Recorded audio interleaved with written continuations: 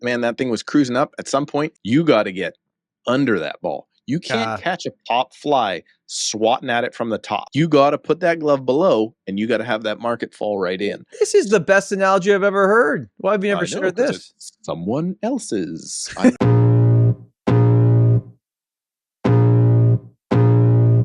Welcome to the Tom Storey Show with Steve Karrasch and Tom Storey, where we discuss everything real estate or whatever else is on our minds.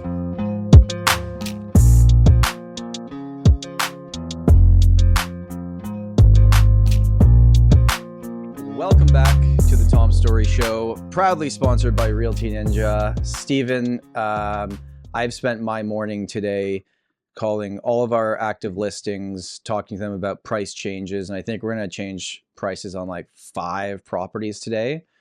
And I will say that as much as there seems to be still this standoff between buyers and sellers, I'm starting to see the tide turn where sellers are going like, okay, all right, fine, I'll do it now. If this is what needs to be done to actually be the next one that sells, because tell me if I'm off on this. You're off. The last property that sold, even if it was 15 or 30 days ago, that is what we would deem to be your comparable sale if everything lines up. But in that time since that sold, another property that was priced similar to yours has now undercut you, and you are now not the best option. I'm primarily in this conversation talking about our condo listings because our house, like we, maybe I'll save this, but we listed a house yesterday. We've had 8 showings in 24 hours. It's just like craziest difference in markets I've ever seen.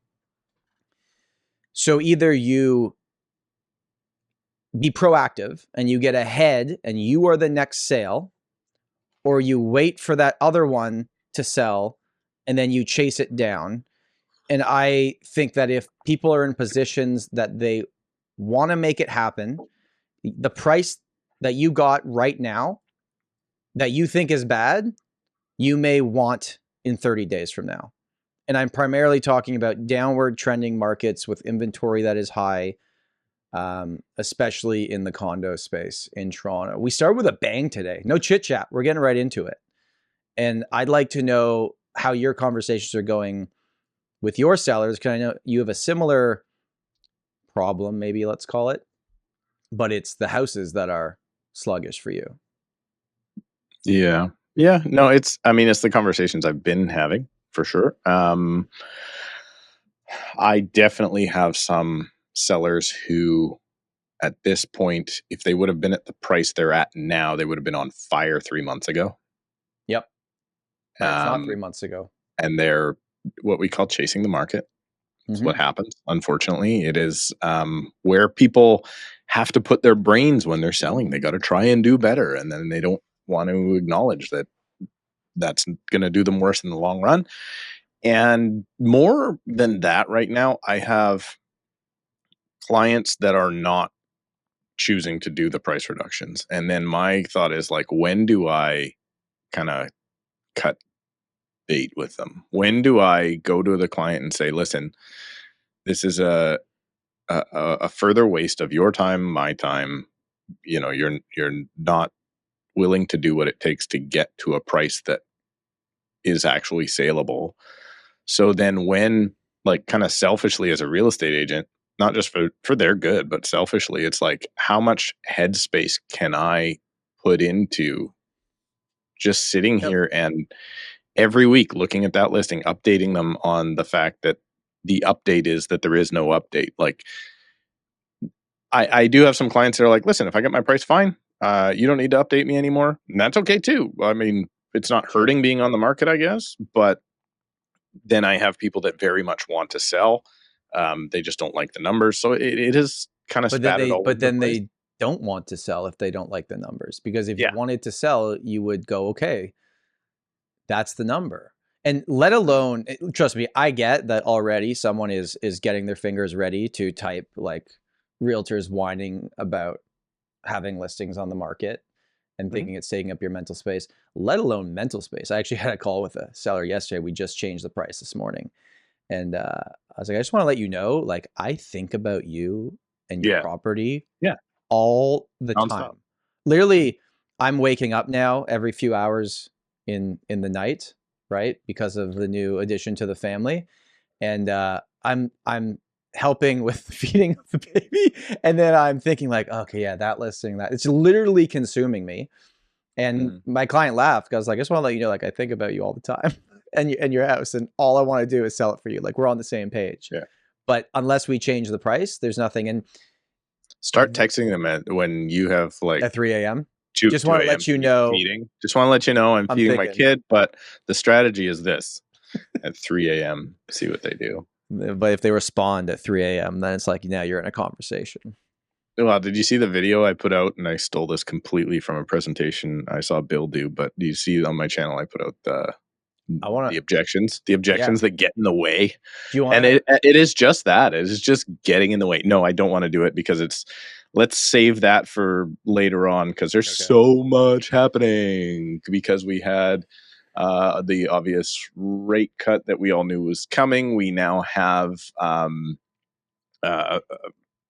crazy development within the government, which may or may not lead to an election. Makes me wonder if it's like, oh, we're not supporting them anymore, but we will vote in the same way as them until I get my pension, and then maybe not. So that's happening.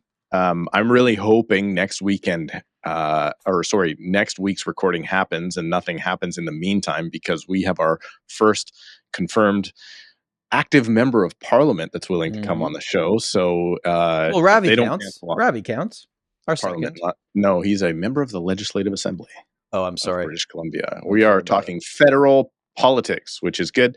But that conversation is probably going to get a lot spicier if indeed they don't cancel. If they don't cancel on us. And I don't know. There's just so much going on out there that we could see a shift. I mean, for us, I kind of feel like things are bottoming. Me too, but I'm scared to say that out loud because I'm well aware that you and me are realtors on the internet. And, yeah, but I'm telling you, it's happening. Let's explain soon. what bottoming means. Like, sure. So I just think, like, in my kind of, I think the benchmark price in Surrey is hovering around 1.6, 1.7. Is it that much? I can't remember. So let's say it's 1.6 for detached. For a detached.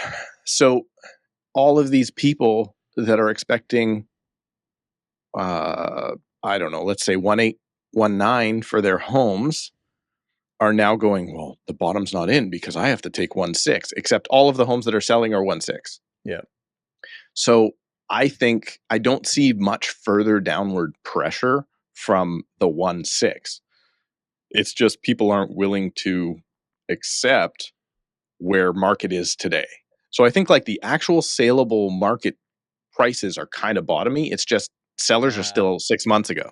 Well, so it's, you know what I mean? What's moving is maybe bottomy, but what's sitting on the market hasn't got there yet.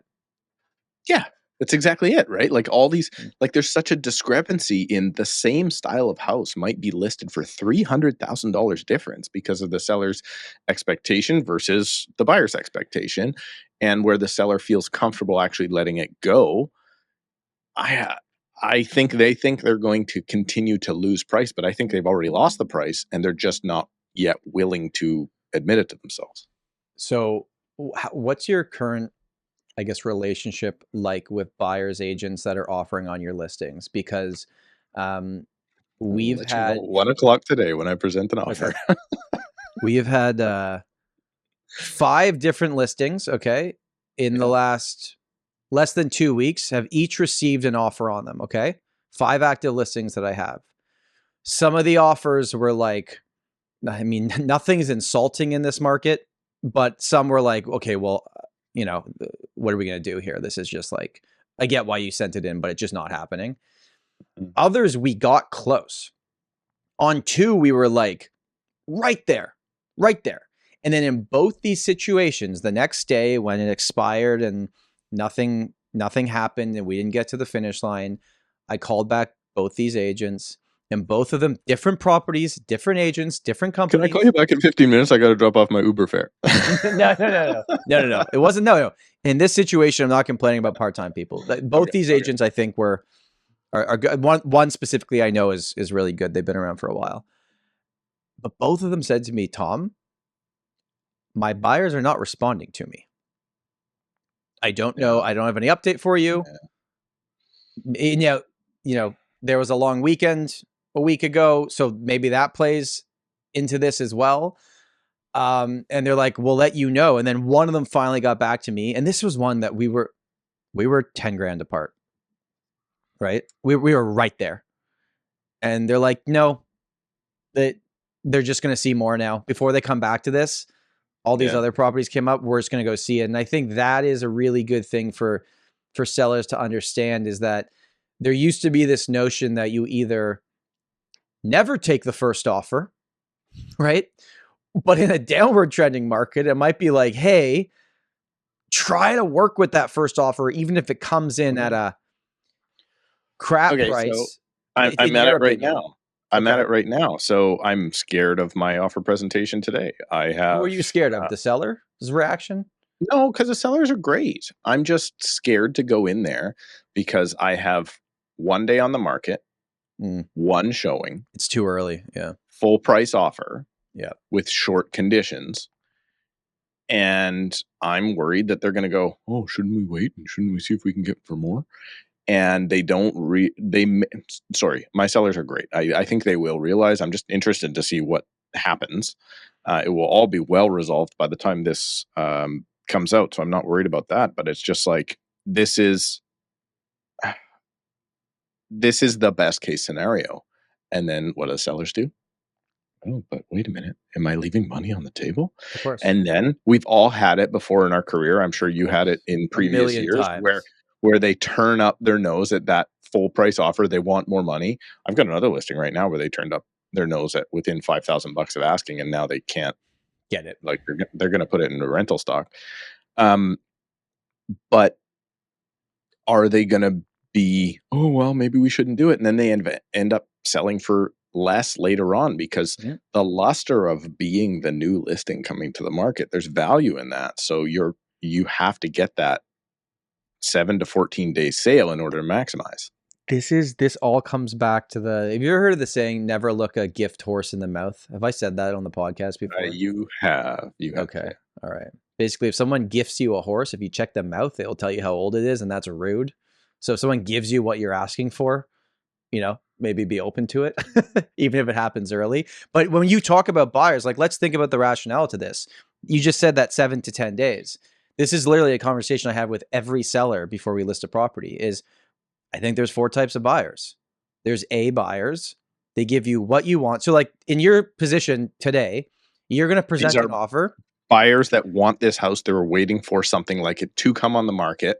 Yep. And they are like, let's go see it within 2 hours of listing because we want to buy that type of home. They are an A buyer that's going to give you what you want, probably reasonable or few conditions.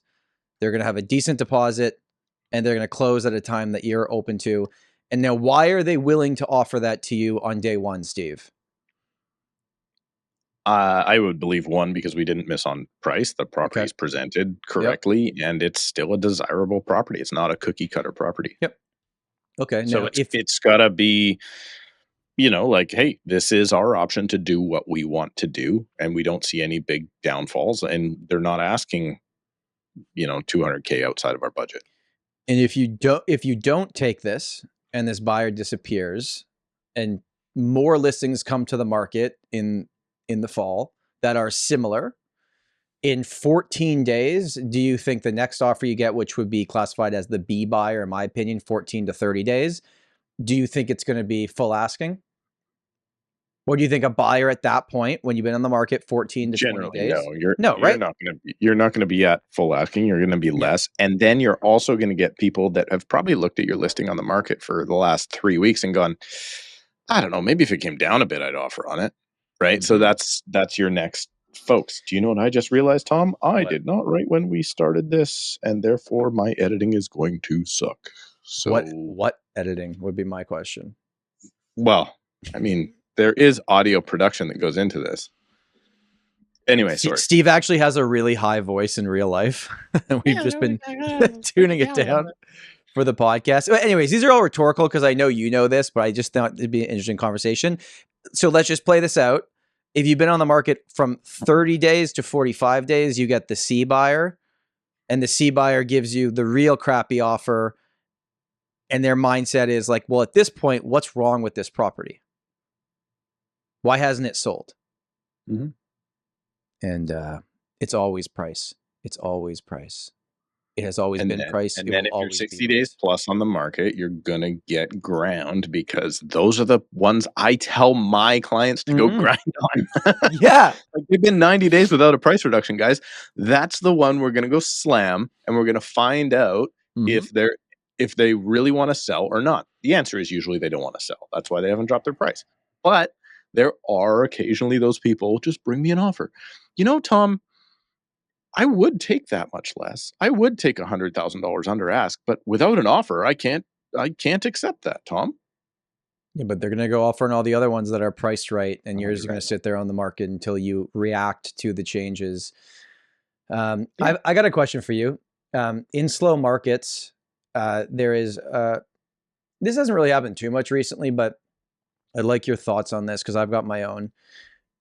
You know, me and you take what we do really, really seriously, right? Like, you know, I'm not trying to promote us at this point in the podcast. Well, not serious. Maybe you're not serious, but you're good. Right? Let's ask the cat. The cat. Yeah. Let's see the cat. How serious do you take this? Hang on. We can't. Oh, there he is. Hello, cat. Very seriously. Very seriously. Okay. Yeah. And so that means that we do our absolute best, that is within our control, to give our clients advice on what we're seeing in the market, on how to price properties correctly, how to market them correctly, how to basically tick all the boxes that by the time you hit the market, you know, everything marketing wise has been taken care of, right? Even as far as like how you choose the first photo and how people price properties, whether it's like Walmart pricing or if it's going to be direct on pricing, there's all these different things to consider that, like, these are not things that people would just know by checking out sold prices on Listed or House Sigma. You're not going to know from that, right? You're going to have experience. But let's say now, Steve, you've had a property on the market for 32 days, and you know in your core, because the comparables say it, that it's a pricing issue. You need to adjust price to be the next one that sells.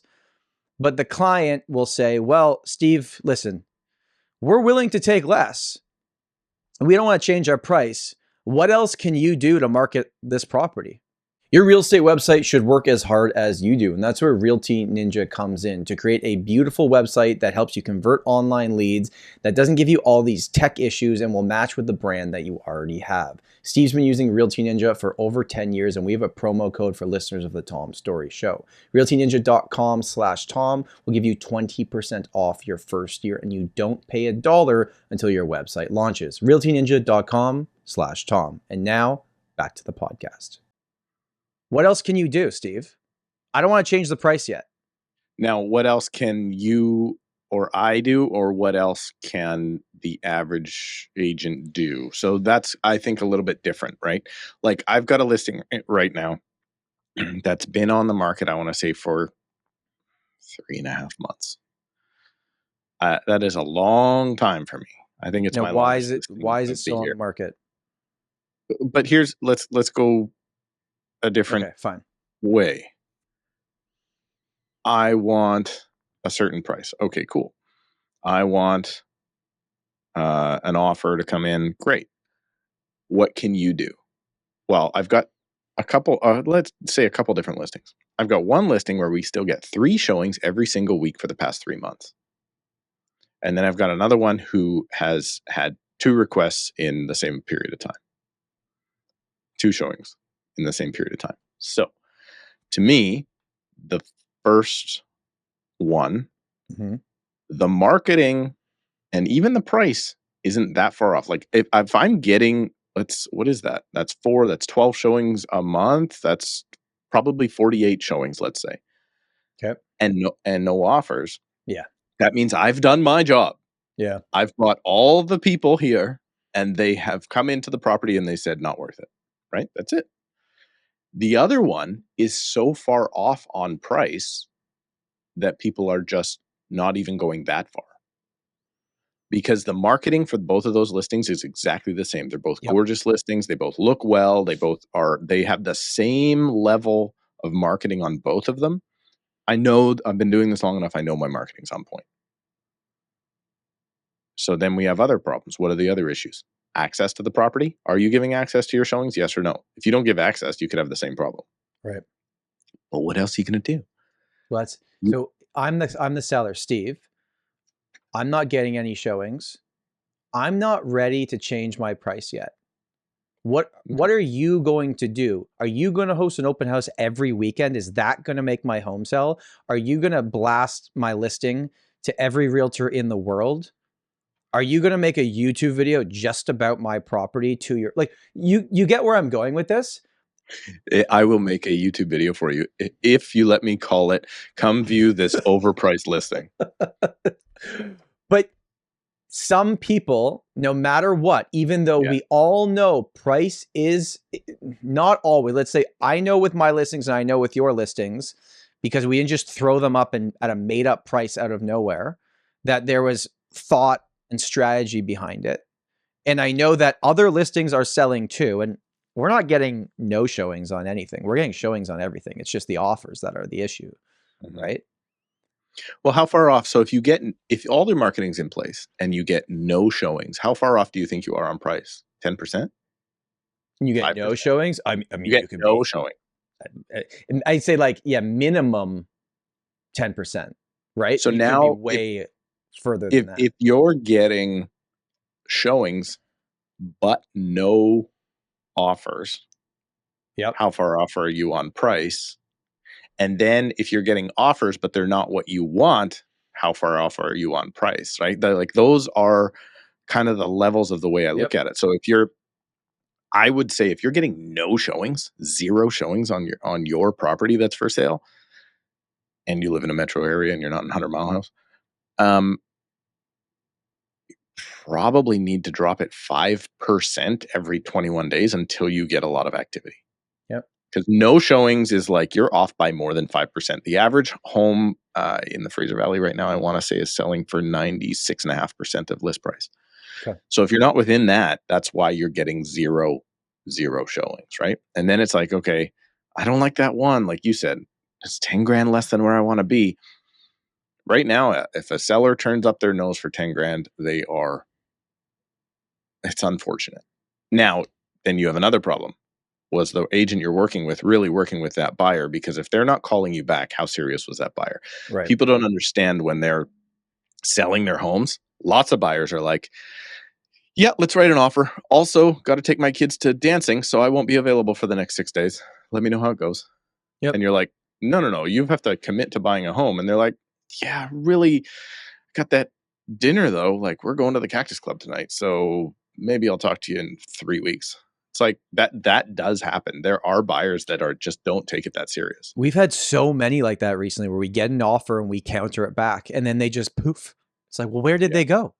But I think that is probably desperate realtors just trying to get their clients to get something on paper to commit because they're not that serious. But I've got certain buyers that have been serious and not serious, right? I have buyers that are acting in 7 days from our first consultation. And then I got buyers that are like, yeah, I know we got that accepted offer, but I changed my mind. Right. Now, like the realities of the marketplace. And when you get showings, even if it's just 3 a week on a listing that hasn't sold. Just 3. That's the good listings. Yeah. The immediate, so when we get showings, we have a few layers of doing this to get feedback. We'll send the auto email, which never works unless they're interested, and then they'll respond to it. And then our client care will call the agent directly and say, what, but the problem is I feel like they're showing so many properties that even when we call them directly and say, hey, you showed our listing here. What did you, any feedback for us? And they're like, which one was that again? It's like, oh, okay. Yeah. But that's sellers want you feedback catch them at the wrong time, right? But then you find out really quickly how good the agent is that you're dealing with. Because if they go, listen, that one didn't work for them because the square footage wasn't right, or the price was off, or they liked something else better, that's a different thing. But most go, yeah, they just, didn't really like it. So I'm thinking to myself, when you were in the property with the person, did you ask them if they liked it? Or did you just open the door and go, let me know when you're done? Because that's where I think the majority of agents are. They don't know how to show a property. They don't know how to find out if their clients are. They let the client guide the show as opposed to guiding the showing as you go. You have to find out with your buyer. The only way to move a buyer forward is to ask them what's important to them, and do it while you're in the friggin' room, man. Not, you remember those 3 I showed you yesterday? Which one did you like best? None? Okay, let's go see more next week. Rank them out of 10, but you can't choose 7.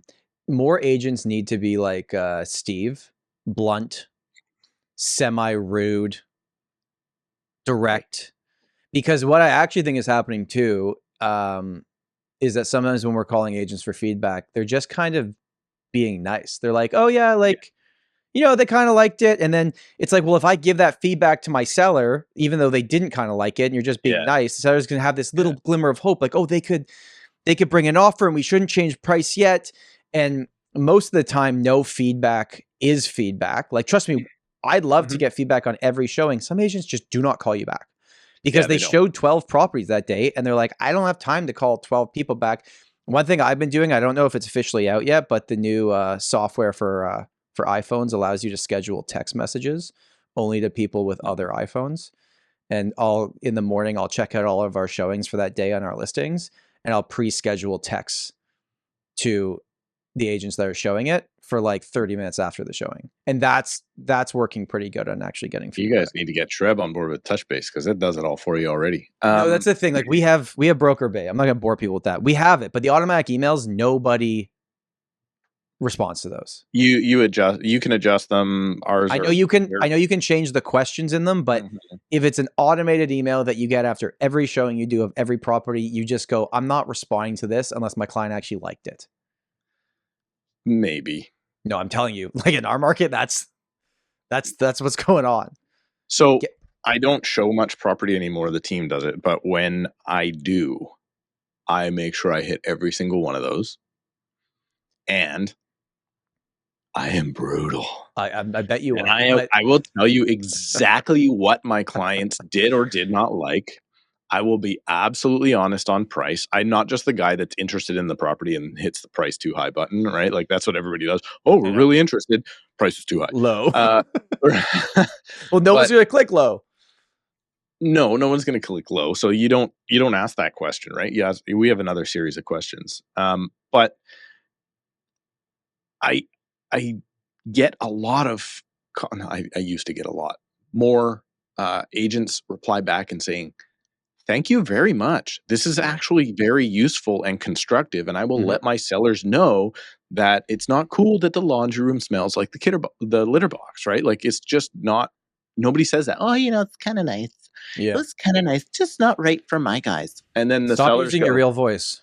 Go back to and then the sellers go, oh, well, hey, it's it's just not right for them. We're going to wait for the right buyer. It's like, but when the buyer was in the property, they were like, these people don't flush. Huh. Weird. I'm not interested in seeing, or whatever it is, busy street. Like it's also brutal. Sometimes for the listing agent, it's much easier for them to forward that email or screenshot it and send it to the seller and say, somebody else said this. I'm not saying this. Somebody else. Secret time. That's why I do staging. I hire a third party to come in and go, nope. Yeah. This is gone. Like, get rid of this. Get rid of that. I don't know why you have a 1930s doll that looks like something out of a horror show in the middle of your bed. And that's the way you think a bed should be staged, but nope. And I can't say that as the agent. I need a third party to come in and go, this is the way well, maybe they say it just nicer. I don't know. But that's why I hire staging a lot of the time, because I can't be the bad guy that's like, listen, your taste is terrible. We need this to look a lot better for showings. Yeah. Right. So you have to third party that out. To wrap up this conversation, I do believe that the the tides are turning in terms of like, I'm finding in my business, sellers are like, all right, we get it. What do we have to do? And I'm like, you're not going to like what I say, but this is what we have to do if you want to be next and we don't chase it downwards. Steven, Tiff and the gang have been doing some stuff. And I don't really want to actually talk about the rate cut because who cares? Because we all knew it was coming. There's another one coming and another one and another one. 2 more coming, 3 more coming. If 2 more happen this year, it would put variables around 5. So maybe that's encouraging because it's below the stress test. You know, and then moving into next year, I really believe what I'm about to say. And we talked about this. Everything else you say. No, I believe most of what I say, but I'm truly behind this. And I said this on the Zen episode, but I'm even more thinking it now. Man, there is a very strong case. There's a very strong case to take the variable right now.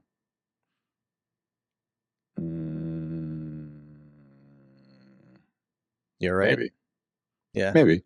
But what's the variable? What's a regular? So I'm just checking they're like 5.7 or 5.8. I don't know. So, maybe over 5.5 still right now. Mine just dropped to 6.95. Your variable's at 6.9. That's not my normal, variable. Though. That's way higher. That's with because you got a weird product. That's if the average person getting a variable, you can get your under 6 right now. Yeah, so that's is that one of those terrible ones that we don't want to have? By the way, if you sign up on one of those right now, here's a good argument for you. Actually, Tom. Here, when rates are going this way, maybe you do want to sign up with RBC, BMO, TD, and the other one. And then maybe now you actually want not your payments to go down, but your amortization to shorten. You know what I mean? So you commit to this price. Now, Tom, you have converted me. I'm going to run to one of those banks I mentioned. And I firmly believe, and this is 100% not financial advice, that maybe over the next 12 to 18 months, taking a 3-year fixed is going to be a lower payment than taking the variable right now. I think unless something crazy happens and inflation spikes up again out of nowhere, or, you know, all the other black swan things we've seen over the last few years happens, if we're on trend here and we chug along, after that 1 year to 18 months, the variable is going to be a lower payment. And it's going to be that way for a while. I really believe it. But it's like so many people just got burned so hard that it's just like it might be too soon. Not hard enough. No, not hard enough because the banks didn't let them get burned hard enough, Steve. The banks propped up the market. Let's call like it is what it is. They allowed the market not to do what it should have done. Extending AMs and letting people pay $1 in principal. You could argue if you own a home, that's a great thing. You get to keep it and get over this tough moment. But if we were like, their hands were all over the market, prices should have gone down way worse than they did. I don't know if that's totally true. Well, okay. But they should have given... Stopped a lot of desperate sellers from coming to the market. They should have given a certain amount of rules. But if you're going to talk about manipulation of the market, then you should be able to, as the holder of a loan, be able to adjust your loans in a free market, right? Like in a free market, everybody's like, in a free market, this would happen and there would be big corrections. But in a free market, also, there would be no rules on lending. So I could be like, listen, you can default, or I can just like, so that's kind of a BS argument to me. Because it's just like, for instance, I think it made a difference, though. I would argue it made a 5 to 10% difference in prices not dropping further by the banks allowing people to extend or just pay a little bit of principal. But if you cut me off, I lost. Gotcha, bastard. See, you're dadding it better already. If anybody didn't already know, Tom. Oh, Steve, by the way, thank you. Second child, and officially named him Steve Jr. Storey. That's his name on the podcast for sure. He now has Tommy Jr. and Stevie Jr. Storey. Tommy and Stevie are going to be great. I received a really nice package in the mail the other day, and it had this lovely note. It was so nice, and then it said it was from you, and I'm like, you didn't write that. You didn't write that. Definitely So, didn't write it. I definitely thank sent you to your much better half on I the will say, gift no, that that's you not were true. That's probably not not true. aware of. Oh, true, not true. What I did when I had my first child is I received 2 baby baskets, I guess you would call them, right? Like kind of like a welcome to the world thing. And I remember both of who they came from, and they had a profound effect on me that whenever I hear of anybody having a child now, I send a baby basket. There's such a I send, difference I mean, I between don't send. you ask someone to send. There's such a difference between baby 1 and baby 2. Now, our first kid happened. He was born when there was still lockdown going on, so maybe people are more aware. We got, I'm not even joking, 35 things to our front door or sent to my office. Like, second kid, like 2. It's like, it's such a true thing. Like, the more you have, the less people. We're very grateful for everything that was sent to us, but it was just kind of funny. All right, so if you Congratulations, Tom. Thank and you. family. We're very happy. It was kind of, you see the episode a few weeks ago, a few commenters said they like saw me at the hospital, which is crazy. So, thanks for not creeping coming out up on and you, I guess. yelling at me with my newborn. Nobody's ever going to say anything negative to your face. Trust me, because if there's one person that deserves it, it's me, and they still don't say any negative things to my face. Actually, I will say, doing this, the amount of positive comments that I get to my email, that aren't in the comment section, are like, I'm like, oh, this is kind of worth it. This is kind of worth it when you. And then everybody else like, oh, I'm gonna poop on you in the comments. Did I tell you I had a call with someone that watches our videos because he wants me to help his friend with something. And he started the call by saying, just want to let you know, we've argued many times in your comment section, but I respect you and I think you're good at what you do and I need your help on something. I'm like, beautiful. That is fine with me. Okay, where I want to wrap up the mortgage rate talk here. If you kept the variable that used to be under 2%, and then it was almost 7%, and now it's 5.5-ish%, probably just let it ride from here, right? You probably missed the boat to switch to fixed. At this point, just let it ride. I haven't checked on fixed, but I saw the bond yields dipped as soon as they made the announcement again. Fixed is low too. Fixed I wonder still when we're going to see fixed, when we're going to see fixed and variable at the same rate. Because that's when you should be like, variable is going to keep going down and fixed is going to start going up. I think that could happen by mid to late 2025. I think I'm going to win my bet with Nolan. What's that? Oh, you bet with Nolan? I think I'm going to win my bet with Nolan. I think I'm going to get under, what did I say? 4.69, 4.59, something like that. In the news here in our market, there was this crazy story. I think I texted it to you about the lawyers that dipped into the trust fund. Did you read any of that? I didn't. I just saw that the lawyer's last name that's being whatever accused or found guilty or whatever, his last name was Karrasch. They're found in contempt. So I think it's still alleged at this point, just to be very clear, but they're found in contempt that they didn't send in everything that they needed for the court. We had that happen in a brokerage here, I want to say 10 years ago. There was a husband and wife that happened to use the trust account at their very small brokerage. They had like 7 or 8 agents working under them, and they used that trust account as a bit of a vacation fund. It seems to be, if you read the story on this one, it's really bad. And actually, like kind of like, 6 degrees of separation thing, like a friend of a friend knew somebody that got burned by them and still hasn't seen the money. So you'd think like the last person that you're going to get screwed by is the real estate lawyer. There's all these stories about mortgage brokers and realtors and whatever.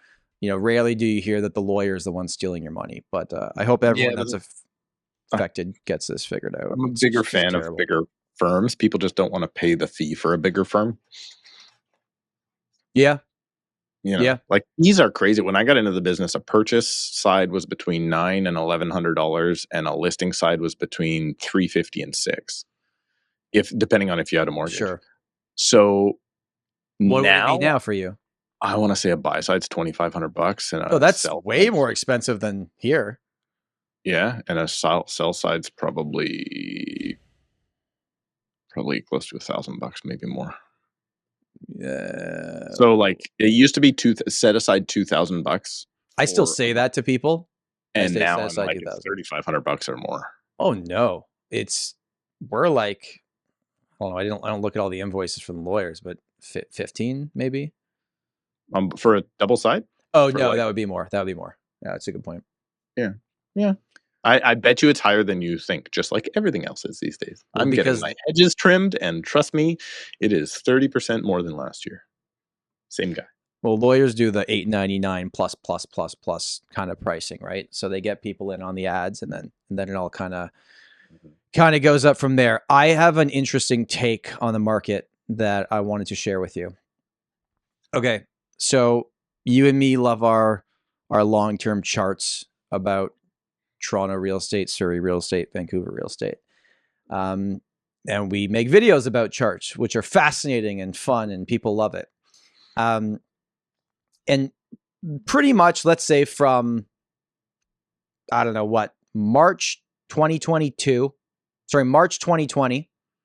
until now, our markets have been wacko. They've been crazy up, crazy down, up, down a few times.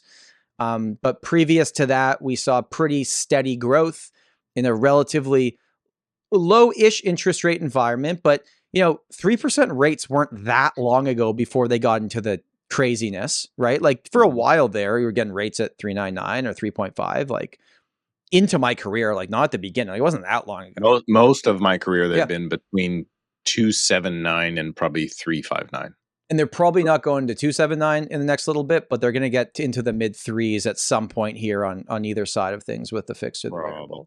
So if you look, and this came from our brokerage, it was understanding your property's current value compared to when it was purchased. So what they did is they analyzed from 1980, so not skipping through the crap market that we had, including the crap market, all the way up till now. If we had just gone with historical trends of average yearly increases or decreases for the GTA market, right now, prices are 4% higher than they should have been still. Hey, podcast listener, if you're looking to buy or sell a property in Surrey or the Fraser Valley, you have to reach out to Steve Karrasch, my co-host. As much as we make fun of each other on this show, the truth is that I do this podcast with him because he is reliable. He has an opinion. He knows what he's doing. He has a ton of experience. And although I have never personally sold a home with Steve, if I were and I was in that area, he would be my number one choice. And let's be honest with each other. As much as he has a hard exterior on the show, he's a little bit of a softie once you get digging a little bit deeper. So you can reach out to Steve. It's link in the description. I hope you enjoy the rest of the podcast. If we didn't have a pandemic, tons of money flowing into the economy, no one being able to travel, and then the rate apocalypse going up and now finally slowly moving down. If none of that happened and the market just did what it had always done, we're 4% off mathematically where we, quotation, should have been. So it seems like maybe you're right from what I said before. Maybe what the banks didn't actually change much. Well, I do think there's a massive amount of money that was pumped in. So I just always go back to my place and I'm like, okay, so I bought 2013 for 700. Around the pandemic, we were probably like 1 to 1.1. And I was like, okay, so now, 4 years later, should probably be up another 4, 5, 6% per year. Mm-hmm. Right? Like, I think we should be at like, if all the money injection never happened, we'd probably still be at 1.4. But now I'm 1.65, 1.7, 1.8. Like, so I do think that there was a massive pump. I just don't think that's going away.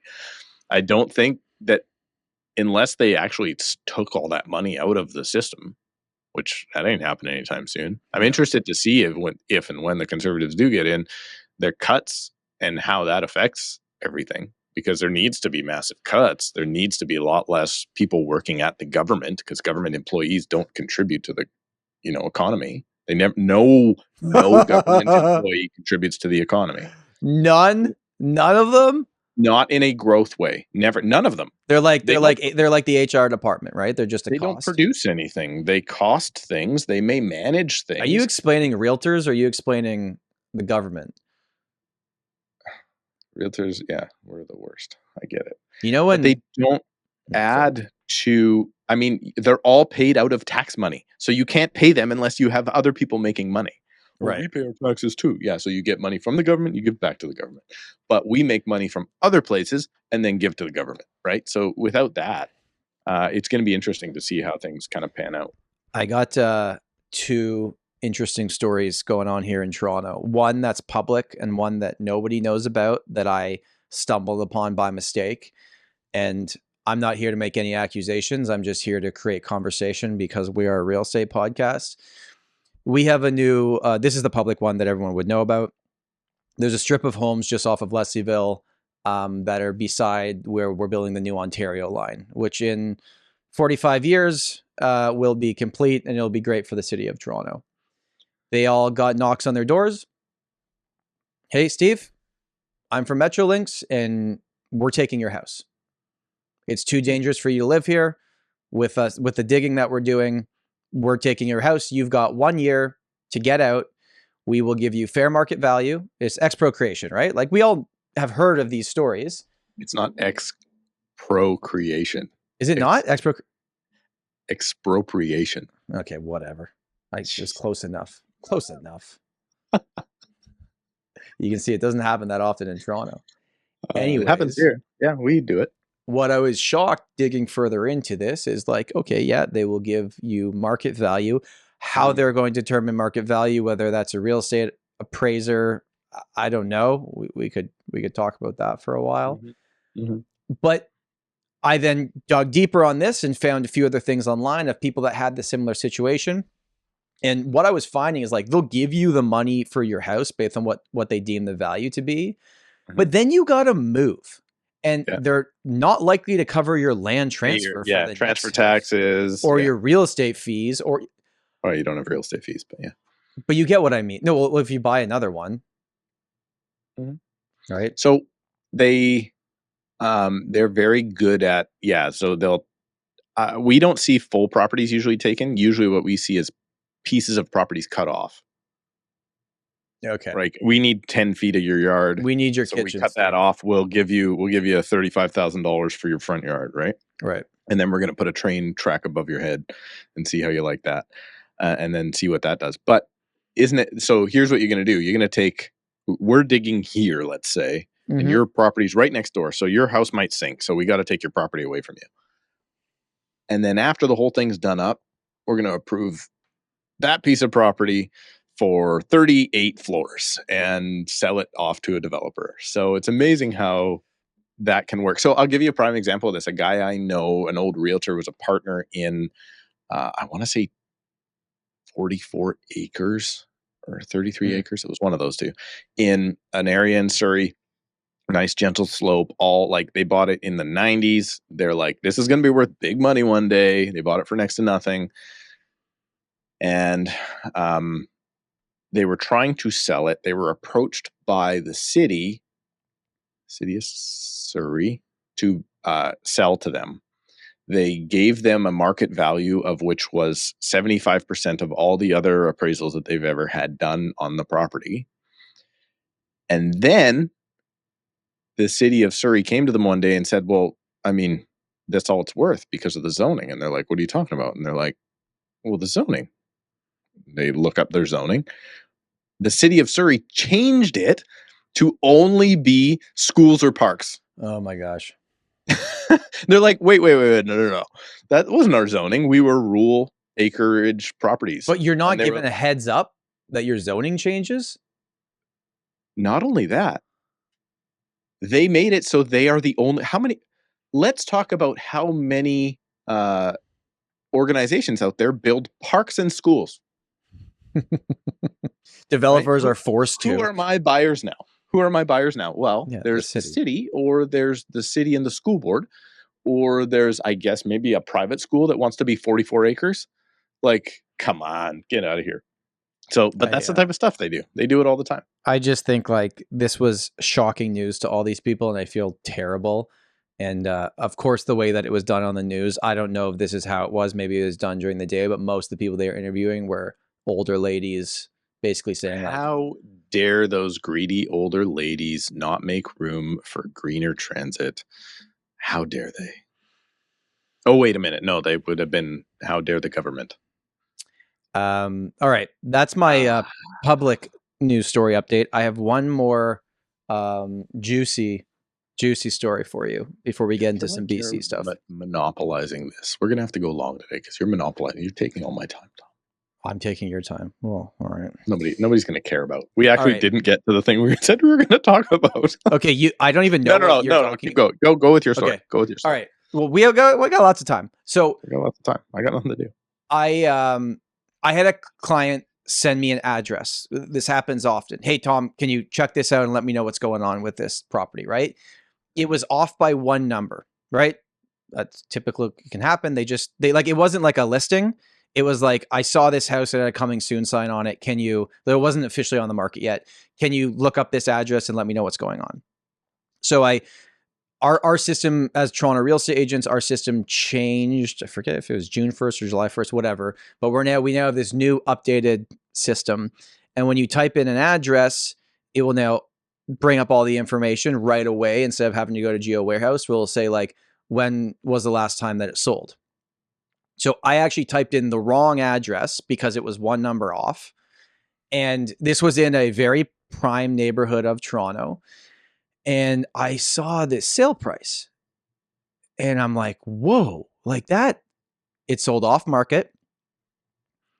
End of 2022. Okay. So not peak, like things were frothing off there. End of 2022.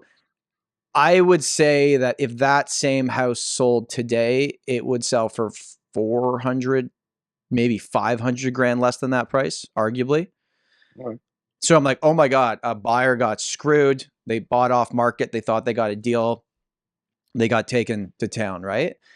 And then on that same page, and now I'm realizing this isn't the property my client actually wanted to find out about, but I'm like deep here. And then I see the name of the owner. It's a corporation. And I'm not going to say the name of the corporation, but I'm like, oh, that's interesting. Like the name made it clear that this was some type of community housing. It wasn't Deal Corp Properties. Yeah. Well, it wasn't. No, it was not Frankfurt. I would have told you it was Daryl. It was not Daryl. So I copy and paste that name. I put it into Google and I find this article from 2022, right around this time that this property traded hands. And it said, this corporation, which is community housing funded by the government, bought a portfolio of 80 properties from another community housing corporation. And it was a celebrated thing. And, we think community housing means affordable housing. In this case, I don't know where the other 79 properties is. I'm just talking about this one. So we all think taxes, community housing. Community housing means cheap, affordable housing for everybody that needs it. And I think most people that have a heart agree that that is a good thing, right? But what we don't take into consideration is, did they wildly overpay with tax dollars to buy the community housing? And did it have to be in this scenario, this prime neighborhood that every house gets multiple offers on? Because they overpaid arguably by $500,000. And I'm not going to tell you what the address is because it's all I'm saying is like, the tax dollars. Are you saying that government tax dollars are not spent efficiently? In this situation, I don't know the other 79 properties that they bought in that portfolio. In this situation, this house was overpaid for wildly. And I'm sure it has been given to someone that needs it and is paying lower prices than they would have elsewhere. And that is a wonderful thing. but is it the amount of money that's spent to get it? Like, could you have a realtor like appraise these things for you at least? And I just like, I could not, when you think a number's wrong when you see it, I'm like, oh, there's one number wrong there. That doesn't make any sense. That extra zero at the end for? Oh, That's my retirement. I don't know. That's whoever sold that property is getting a job at that company later on. Well, there's a whole like media report of all the people involved very proudly putting out a press release. Nobody ever cares. No one cared about what they paid for all this community housing, just the fact that, and maybe I actually laugh now when they say, like, when they make an announcement and they're like, we are investing. Trudeau's great at this. We are investing $17 million billion trillion into, and I just actually one time they were making an announcement and my wife and I actually laughed at the number that he came up with because it was like Austin Powers, like 17 billion. And I was just like, how did they come up with that number? I think we should invest $72 trillion. And in order to do so, just buy that one property for $72 trillion off of my friend. Yeah. I think the community housing initiatives should be run by people that understand real estate prices. That's what I'm Speaking of stupid government. So I have this one set of clients that are elderly, let's say. And so therefore signing online was not a option. Okay. They're still like the couple that like shares one email address, right? And it's got like the email address. So cute, by the way. That's so cute. It is. Yeah, it is. And you're like, what provider is that? Who is this? Simpatico? Uh-oh. I had to get. I remember when people in the office used to have to get different emails per device because they didn't realize you could check. Anyway, that's the email for my computer. This is the one for my work computer.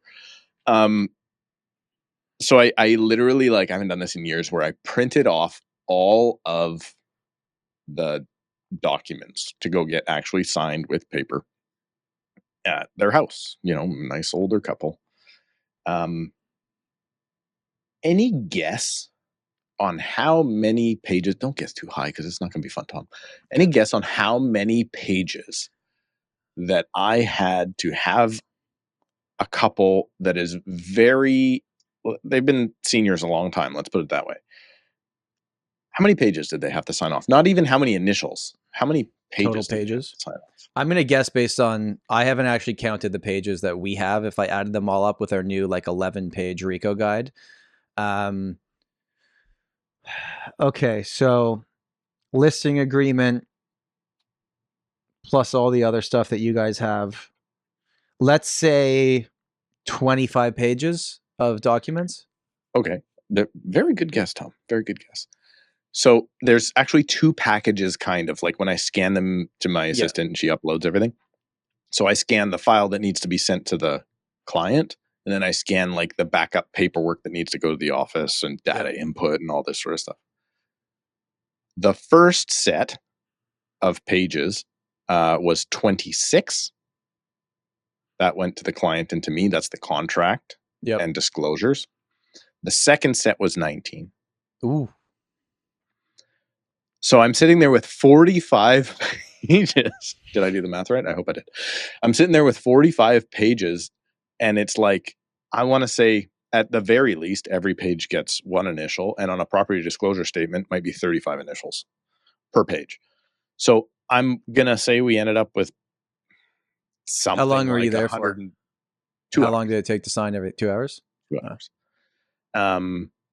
And it's just 45 pages, and that's to get the property listed just on the market. 45 pages. So this is all the different things, the disclosures we need to sign, the different procedures, and that is a lot different from the 2-page listing contract that I came into the business with, 3 pages maybe, and then the working with a realtor brochure and a 2-page property disclosure. The property disclosure is now 6 pages long because we now have to disclose our radon mitigation systems.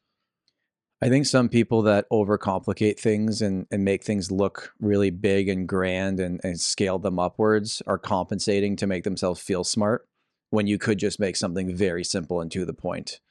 and people would understand it and their lives would be easier. But that's You just just described the NDP. speaking of that, can you tell me, because I don't follow along what goes on in your neck of the woods that much, BC United Party folds and endorses the Conservatives. That's a big thing that rarely has happened, right? Yeah. That's a big boost. They actually didn't Team Blue. technically fold. They pulled out of the election.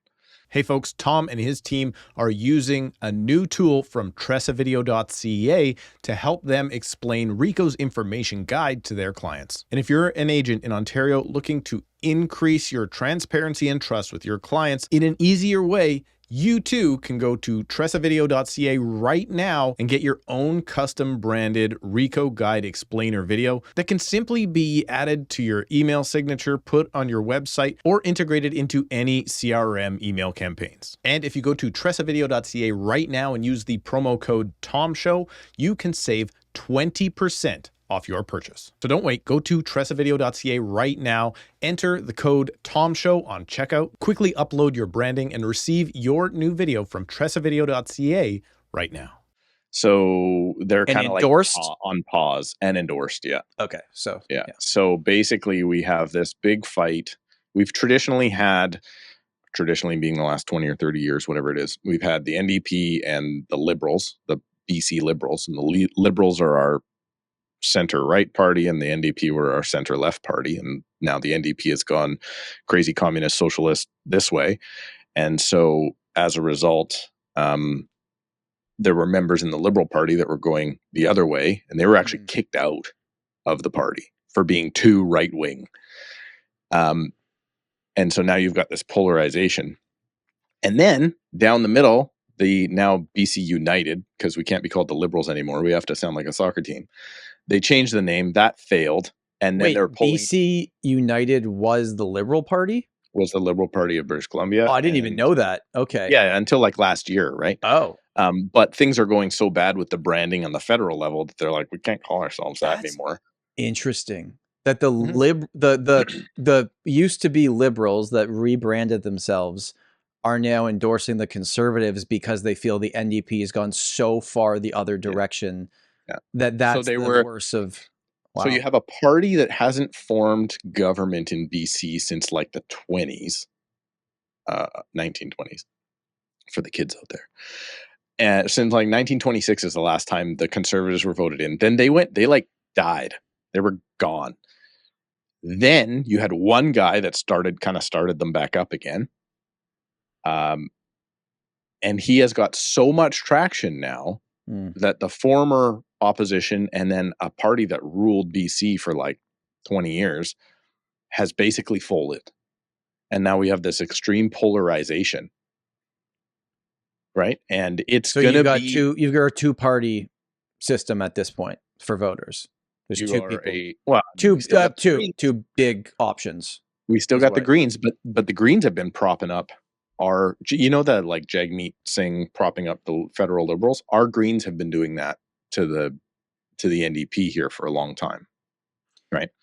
But it's going to be a very interesting thing, and they have some very interesting platforms, and it's hilarious because the news is playing things that say, okay, this guy that's running the Conservative Party is a right-wing crazy person.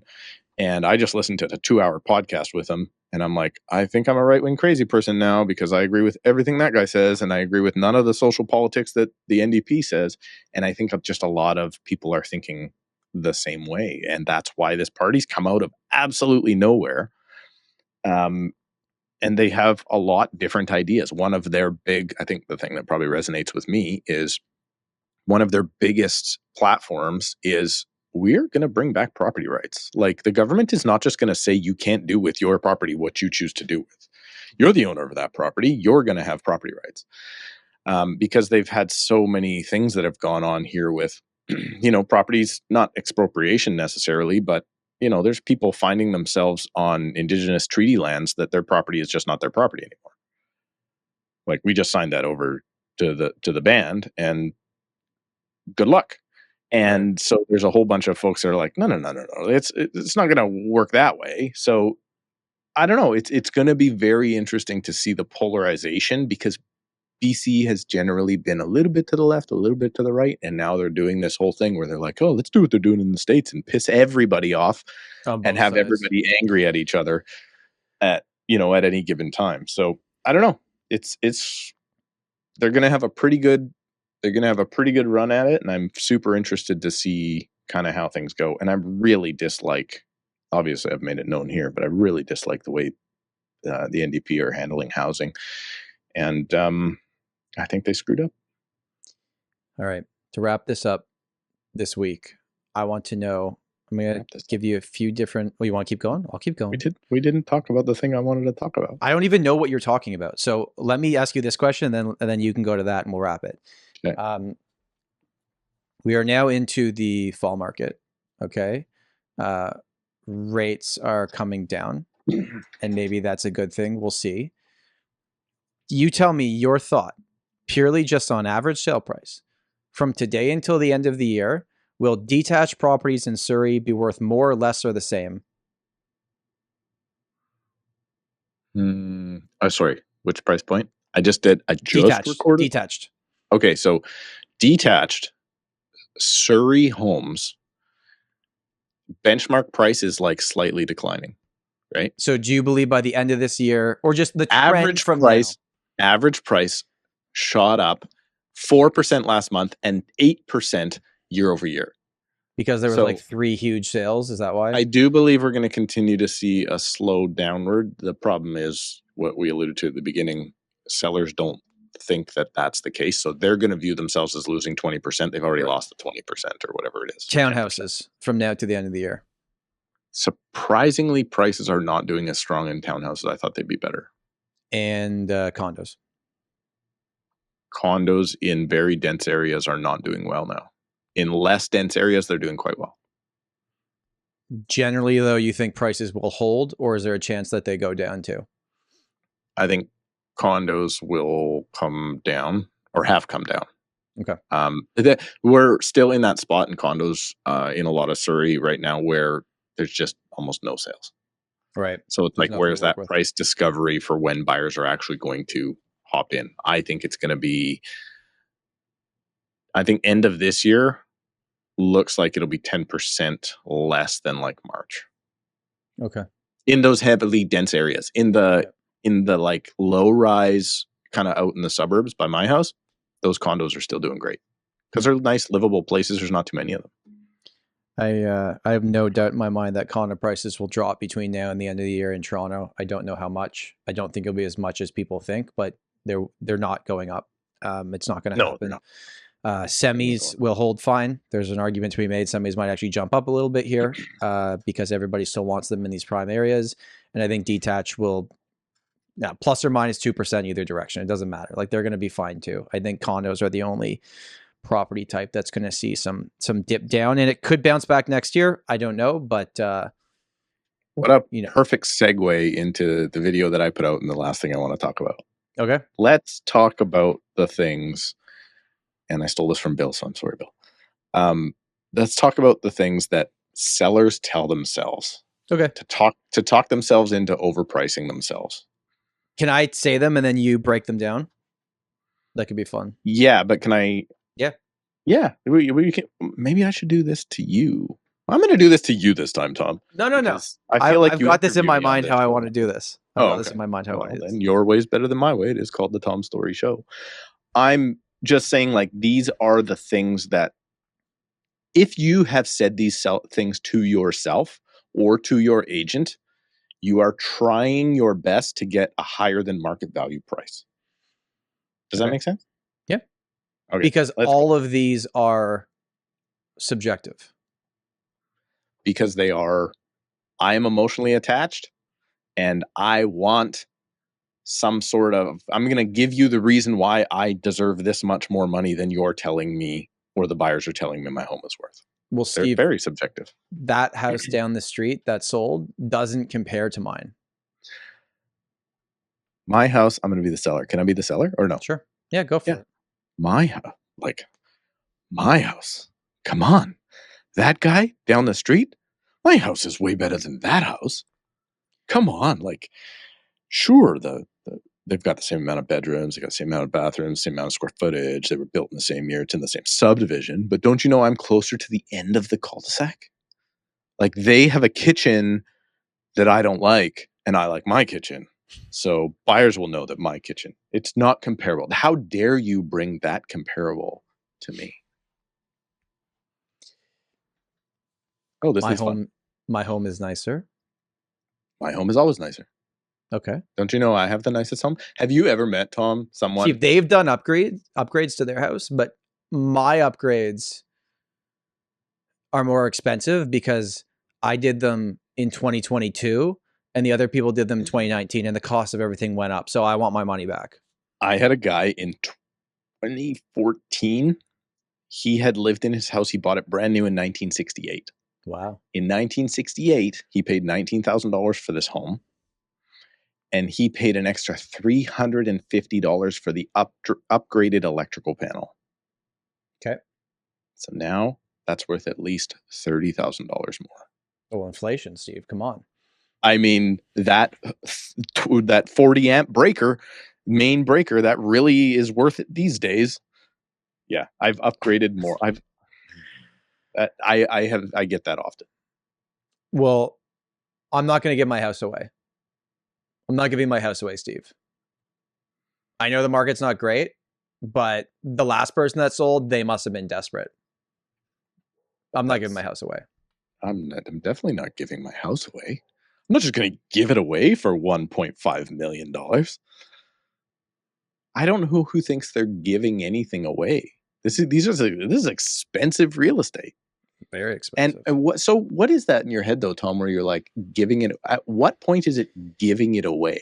Because regardless of the numbers and the rationale and all the obvious things right in front of you, when I or that person or you decided they were going to sell their house for some reason, they had a number that was in their mind and they're always going back to that number saying like, well, I wanted, okay, great. Where did that number come from? Well, my neighbor sold 3 months ago and they weren't as upgraded as me.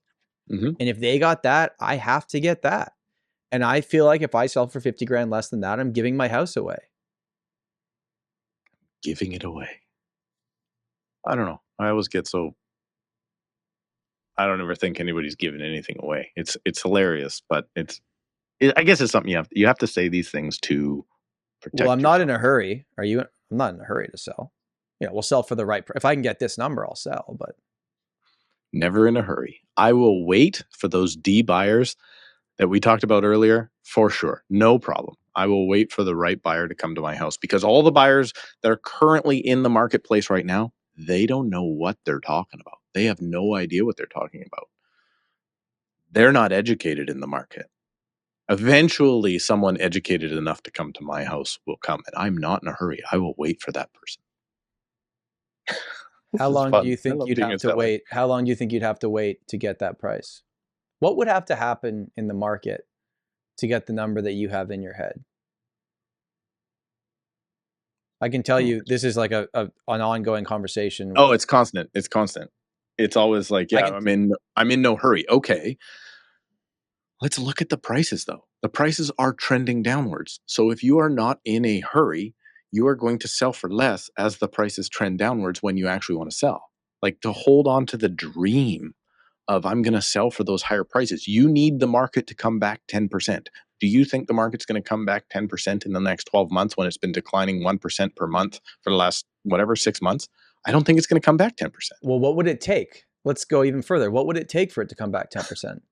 One more quarter point interest rate cut. Yeah, and that's interest rates. They're saying rates are coming down. Buyers are just ready on the sidelines. Or interest rates are coming down because everybody's losing their jobs. Could be that. No, definitely not that. We missed a couple here. Tom, I'm going to do one to you.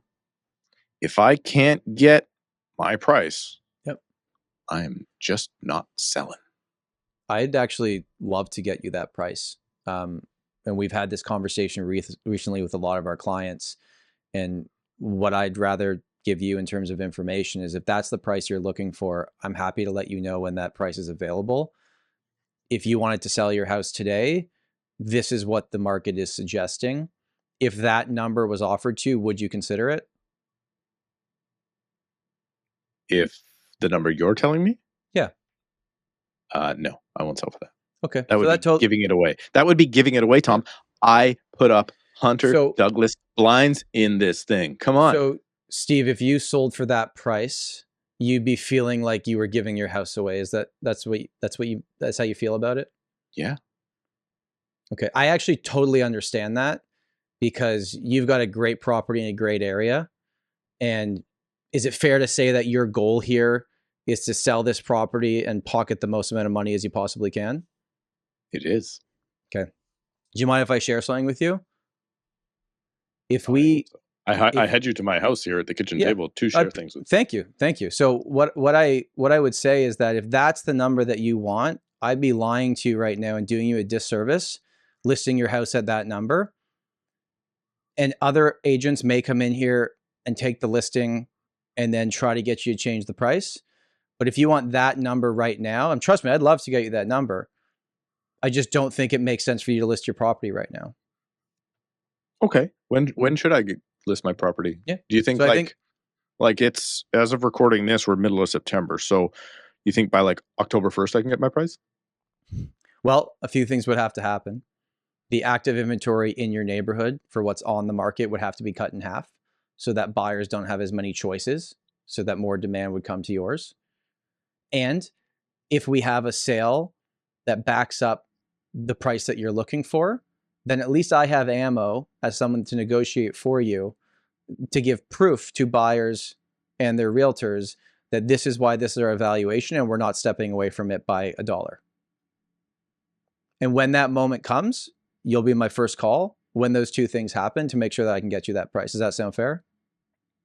Sounds good. When are you going to call me? Next fall. 2028. Okay, hang on. There's one more. So this is actually very, like, I've got 3 or 4 people that are like, this is my dollar. I'm not moving. And I'm just like, I'll call you when, like, don't probably expect my call for 2 or 3 years. I've got that going on. This one I like. This is one of my most favorite ones because I've never met not this person. You know, this one you brought me like 3 doors down. That was, you know, Jim and Brenda. And Jim and Brenda, they had to sell. You know, they were getting a divorce. They were desperate to sell. She was taking him for everything it's worth. And so they had to give it away. They were desperate. They were desperate to sell. They had to sell. I don't have to sell. I mean, hang on. My home's way nicer. I've upgraded more. I'm not selling because I don't have to sell. I'm not giving it away. I think I've just used all of them all at the same time. Yeah, you have. Desperate seller, Tom Storey. My neighbor 2 doors down had to sell. I don't have to. Yeah. So your neighbor 2 doors down was obviously going through a tough time in their life, and you feel like they took a price that they shouldn't have because they were desperate, right? They did, yeah. I get it. I'd actually have that exact same thinking if I were you. And the unfortunate reality of that situation is that although you may know their motivation, the buyer that might be interested in your house in the nicest way possible doesn't care about their motivation. That was the last comparable sale. So what I would recommend is that we wait, if you're okay with that, for a few more properties to sell that are closer in line with the price that you're looking for before we list the property. You're way nicer than me. I'm so much tougher. What would you say? I get a couple of standard lines I definitely pull out, but it's like, so listen, maybe I'm not that bad. I would say absolutely. You know what? I would love to get you that price as well. Unfortunately, the market's not supporting the price that you want.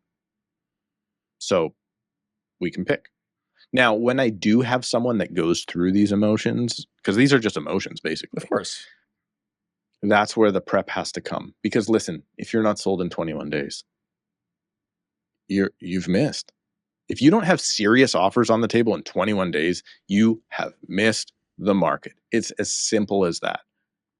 In these areas, even in a down market, in these areas where we service in Metro Vancouver and the GTA, it's if you don't have serious consideration in 21 days, you have missed on price. This is not an area in, I don't know, name somewhere outside of Toronto. What's far away? Barrie? Is Barrie far or not far? I don't know. Anyway, It's somewhere far away. enough. Yep. Muskoka, where you're going to have properties that might sit on the market for 6 months, right, or a year or 2 years, right? Sunshine Coast here, the Those are average secondary property, properties. the average property on the Sunshine Coast will sit on the market for 2-3 years, right? This is not that market. This is, if you're not sold in 21 days, you have missed on price. And I guarantee you, I have not missed on marketing. Now, that part I wouldn't say to them. I would just show like, hey, these are the marketing steps we do, and these are the properties we have. Because I could never walk into a place and be like, my shit's on point, yours isn't. It's a delicate situation with every single person. But I will say, I know we were like, going through the objections at the latter half of this podcast, but most people still get it. Like, I will say, like, sellers aren't pushing me so hard. Like, people are educated for the most part on where things are at. The tough part is these at the beginning of the transition zone where things are changing and things are slowing down, but not enough sales have happened. Like, these are, regardless of how good you are at being a real estate agent or your seller's educated on the market, sometimes you do just have to chase the market down. You have no other choice. No, you got to get ahead of it, man. Sorry. That's what I meant, is get ahead of the market before you have to chase it down. But unfortunately, we end up chasing more often than not because sellers are in charge of the price and agents are not. So you do end up kind of niching down, right? But I know when I worked under Chris for so many years, he says, dude, when the market's coming down, think of it like a pop. I talked like you earlier, a pop fly. You hit that market, man, that thing was cruising up. At some point, it's going to hit. And it lost velocity. As it's coming down, you got to get under that ball. You can't catch a pop fly swatting at it from the top, right? You got to put that glove below, and you got to have that market fall right in. This is the best analogy I've ever heard. Why have you never shared this? Someone else's. I mentored under someone else for many, many years. No, but like quite literally, as a ball's coming down, if you picture it in your head and you swipe at it from the top, you will not grab that ball unless you're maybe Bo Jackson. Nobody else could do that. And none of these things matter as much. You got to cradle underneath of that, and then guess what? You're going to catch it. You're just not going to like how low you got to cradle that ball right now. I just think none of these matter as much when it's a hot market and prices are trending upwards, but these are all situations that when things are soft or heading downwards are things that will come up. And by the way, like, as realtors, me and you aren't saying that sellers are ridiculous. It's like, if I was the seller and I was not involved in this side of the business, I would have all these same thoughts. It's human nature. Like, I think about the stupid crap I say to other people that do work for me. Like, I'm having a guy over to look at my bathroom and I know what I want, but guess what? He's going to be like, cool, physics doesn't work that way. I'm going to have to show you how we can actually make this bathroom work. Right. All right. We went long. That was fun. I'm really, actually, you know what? I'm not going to jinx it. Come back next week. See what we got for you next week. I think. I already jinxed it earlier. It's an active member of parliament, and I'm really hoping they show up. Congratulations, Tom Storey. Stevie Jr. is going to be a beautiful child. Probably going to be my favorite kid over top of Tommy Jr. just because of names. But yeah, that seems fair. Just think, one day you get to pick which one you like better and move with them when they move out of expensive Toronto to find affordable housing somewhere. So you're going to have to start keeping up that database of which one you like better. No, I might. Unless they both move to the same town, then you don't have to tell them which one you like better. I might get back into the investment market for a different condo soon with where prices are heading. Just hold it forever, honestly. It's getting pretty interesting if you have a bit of a down payment. All right. Dude, you're going to move to your cottage. I'm not moving. I'm not moving there. No, it's not happening. I could. No, like 20 years, 30 years. Sell your house.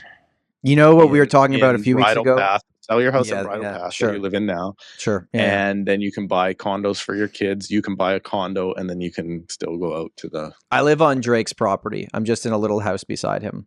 That's where I've been. I hear there's lots of people living at Drake's property.